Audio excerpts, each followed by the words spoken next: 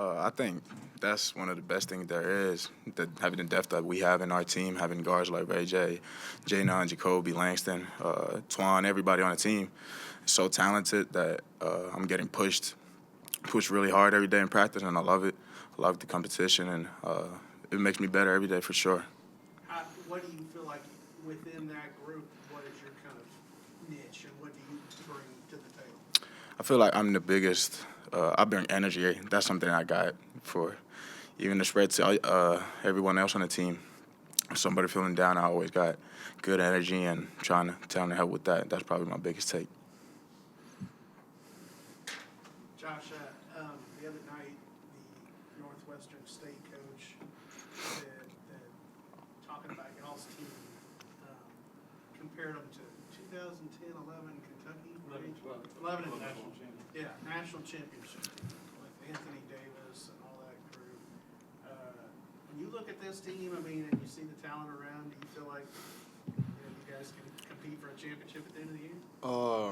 Yeah, because to me, I feel like there's no one on the team who I'm gonna say is gonna let anyone down. I feel like from the starting five to the bench, everyone is talented enough to actually come into the game and like impact the game. So I feel like we have a chance to win the national championship with this team. Yeah. Josh, what do you try to do when you come in off the bench? What are some things that you try to give the team? For me, I'll probably say my energy on defense. Also, being able to like bring my teammates together. Like trying to do like little stuff like rebounding, like scoring a few points, like and stuff like that. That's what I feel like. That's what works for me though. I guess for either one of you, a lot of NBA scouts are going to be at this game on Tuesday. Does that excite y'all? I mean, I know y'all are both guys that aspire to play at that level. Honestly, I don't be paying attention to like the scouts and stuff. We don't even. To me, I don't even know like the scouts are here to like probably like the end of the game and coaches be like, oh, we have like so and so scout over here. So yeah, I feel like for right now, I feel like it excites me knowing that there's gonna be a scout here coming to watch us because everyone's goal on the team I know is to go to the NBA. So being able to have the chance of playing with NBA scout watching is actually something I'm grateful for. Yeah. Yeah, I want to continue on that. I feel like through the summer and through practices, the NBA scouts will be coming in and out. And I feel like that's the great thing about here, that I feel like we're building relationships with people and getting to see them maybe more than like just on game days. And I think that's a great system. I feel really thankful for that, and just building relationships with them also, and just having the chance to say hello and saying what's up and ask how that day was. It's just more than that. Nero, you mentioned kind of embracing the challenge of going up against these guards that you have here. How much do you guys like crave the competition that you're going to get maybe in these next 3 games or so? I mean, Seton Hall, Michigan State, Duke, these are some pretty good opponents. Oh, we love it. We love the competition, to be honest. Everybody on the team is really competitive, and from going from practice to going to the games and knowing that everybody who steps in the game is hungry, that's probably the biggest thing. And everybody's hungry to get play hard defense, make sure that we win the game, and that's probably the best thing in our team and in our backcourt, especially. Like, no matter who's on the court, we gonna be good. We don't have no stress about it. I guess kind of off that, Josh. I mean, you've been to the NCAA tournament. You know what it's like. Is this stretch kind of like what it's like in the tournament? Obviously, you're not playing a game and then rest and then a game. You have a little bit more of a break. But is that kind of how the tournament looks in terms of you play a bunch of Power 5 opponents like that? Yeah, I think so. I know like last season our goal was to go far enough, but we didn't go that far. But I feel like the stretch of the way the game is right now is also like it's trying to help us prepare for like when we make it to the NCAA tournament and stuff. So I feel like this is actually helping us though. Yeah. Josh, one of the guys you go up against in practice is Eve. How tough is he to guard, and just how excited are you to see what he's doing as a freshman? I'm very happy for Eves because I'm not gonna lie, like when we like during the summer, like doing practice and stuff, like it was crazy to see like someone who has the size and athletic, like he can block like shots. So coming in, like I didn't know it was like that. So I'm like, oh, like at least that's something I think we we lacked last year. Like we didn't have anyone who's like a rim protector, like shot blocker on the rim, and I feel like he's affected the team in a positive way of being able to like block shot and like at least that makes other team feel like they don't have no easy basket on no easy layups when they like beat like the guards and stuff. And also it's helping us to like his team understand that even if you get beat, like you gotta help like there's someone over there to protect the rim for you. Yeah. Miro, as a team, you guys are leading the nation at 3-point percentage, but like coming in with so many new guys, how does that mesh just come together and also put up those numbers? I mean, to be honest, this might be the tightest group team I've ever been a part of. Like, we are super tight.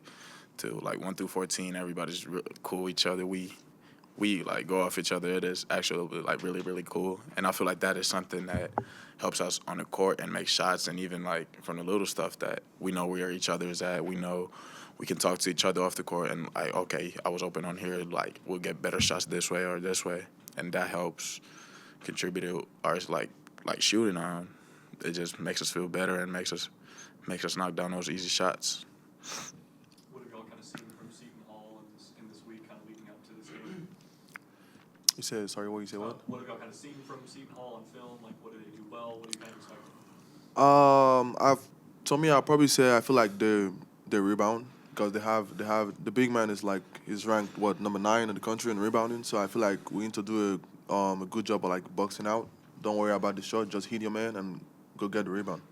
Yeah, that is something big, and they also have big guards, good guard play over there too. Also, so it's going to be a great matchup for us and really exciting. That show that what we got over here and how good we are. Adam, you have anything? I'm good. I'll just wait for coach. Thanks, guys. Perfect. Thank guys. you. You're good. Thank you. I think first and foremost, Coach Holloway always does a great job getting his guys to play hard, compete. They got a lot of bigger, stronger, more physical, older guys that start with them and a lot of experience. And typical Power 5, Big East type opponent, meaning experienced and talented players, well coached. And at the end of the day, it's a great opportunity for both leagues. Being in the Big East, Big 12 Challenge. So great opportunity for us to play a quality opponent on our home court. Scott, you've obviously had a great record in these challenges and stuff. Is it almost kind of that same mentality of, because when you came in, you said we're going to play for championship. Yeah. This isn't necessarily a championship, but is it that same kind of mentality? Well, I think we've taken a lot of pride in representing the Big 12 conference, and if it was the Pac-12 Challenge, the SEC Challenge, the Big East Challenge, whatever it is, doesn't guarantee you're going to be successful, but gives you a chance to. And I know that every league has great basketball, and everyone likes to feel their league is the best, and challenges like this give you an opportunity to show that. You guys, are so deep. Have you kind of figured out everyone's role at this point? Well, the great thing about depth is it allows you to overcome illness, injury, foul trouble. At the same time, I think we've played enough now where we feel comfortable with a rotation if you aren't in positions where you need to play people for whatever reasons. Because everybody brings strengths to the table, but at the same time, you're only playing 5. So we can cut the rotation down, and if need be, we can play more, and that's the great thing. We go to our bench, and we don't feel like we're losing anything. So if the guys out there aren't playing well, aren't having one of those nights, it's not like you have to sink or swim with just 1 or 2 guys. What is Seton Hall's biggest strength? I think, first of all, whenever you have a 6'6", 6'7" point guard, Richmond's really talented, and he's a mismatch. So that's something you don't face every day, and he poses obvious problems when he gets in the paint because of his size and length. Dawes is a great shooter and scorer. He's been in the game a long time. Davis was just all tournament, so he's playing real well for him. Bediako is experienced and sixth best offensive rebounder in the country. So, I mean, the list goes on and on. They got a lot of and you have to. If you don't have talented players, you're not going to compete in these conferences. So the coaching staff's done a great job bringing in those type of players for Seton Hall. With younger guys in the post, like even Josh, how good is it to get that experience against a good Yeah. rebounding team this early in the season? Well, each game they play, each practice they have, each scouting report they go through helps prepare them for when we get to conference. And when you go against great physical rebounders, that again prepares you for what you're going to have to see night in and night out when you're in the Big 12. So I thought going against Samuels, Florida was really good experience for them, and they'll get the same with Bediako. The penultimate game in the Ferrell Center for the Baylor Bears. It's the what? The penultimate. That's the next to last. Next, yeah, you learn something new every day. Is that a cherry bomb? I was going to ask you the same way. Do you think about that? I mean, you've been here 20 years. A lot of games Yeah. in the Ferrell Center. Right now, you're just worried about the next one. When we get to the last one, I think that's when it'll hit. So right now, it's just a great opportunity with a great opponent in the Big 12 Big East Challenge. Two conferences that the last few years have been 1, 2, 3 in the net. You kind of mentioned the opportunity for these guys. I mean, obviously a lot of NBA scouts coming too. I mean, how cool is it for these guys to play on that stage? I mean, that's kind of why they come here. Well, I think we're used to it. I mean, we start practices. We have scouts here. We have games. Scouts are here. So, I mean, that's just something that you're blessed to have that opportunity when you play at Baylor University. You play in the Big 12. You play in these kind of challenge games. It gives you an opportunity to show on a national stage what you're capable of as a team and individually. You should tell those scouts we'll trade seats with them. Not, that new pavilion, you'll be on the floor, right?